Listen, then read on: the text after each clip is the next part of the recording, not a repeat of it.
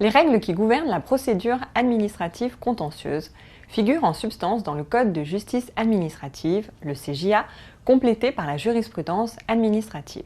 Si l'introduction d'une requête en contentieux de la fonction publique adopte les traits communs de la procédure administrative, elle présente toutefois certaines particularités. S'agissant tout d'abord des règles de forme, la requête doit les respecter sous peine d'irrecevabilité. La requête doit obligatoirement être écrite et rédigée en langue française et mentionner les indications de nature à permettre d'identifier son auteur. Elle doit également contenir l'exposé sommaire des conclusions du requérant et de ses moyens, c'est-à-dire les raisons de fait et de droit.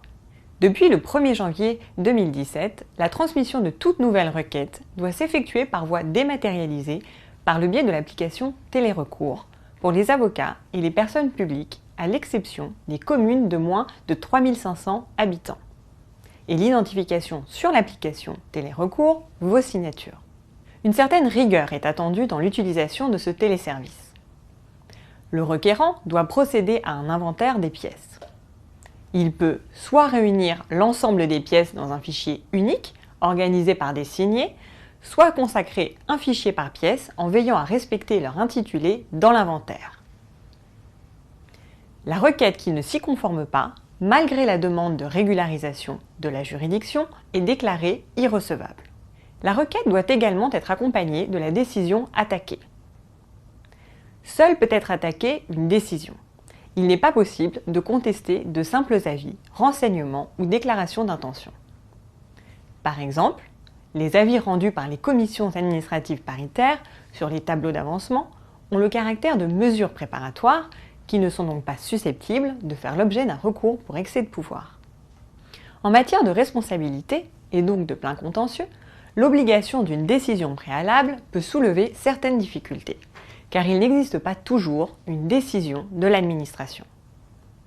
Dans ce cas, l'administré est tenu de susciter une telle décision avant de saisir le juge. Sur ce point, le décret JAD a modifié substantiellement l'article R421-1 du CJA en supprimant la possibilité de lier le contentieux indemnitaire en cours d'instance en adressant à l'administration une demande d'indemnisation postérieurement au dépôt de la requête devant le tribunal. Toutefois, le Conseil d'État a assoupli l'obligation de liaison du contentieux dans un important avis du 27 mars 2019. Il a considéré que la condition de recevabilité de la requête, tenant à l'existence d'une décision de l'administration, doit être regardée comme remplie si à la date à laquelle le juge statue, l'administration a pris une décision, expresse ou implicite, sur une demande formée devant elle. Le juge administratif considère donc que l'intervention d'une telle décision en cours d'instance régularise la requête. Et il n'est pas nécessaire que le requérant confirme ses conclusions alors même que l'administration aurait auparavant opposé une fin de non-recevoir fondée sur l'absence de décision. En ce qui concerne les règles de répartition des compétences, qui sont d'ordre public, le tribunal administratif territorialement compétent est en principe celui dans le ressort duquel est situé le siège de l'administration qui a pris la décision attaquée.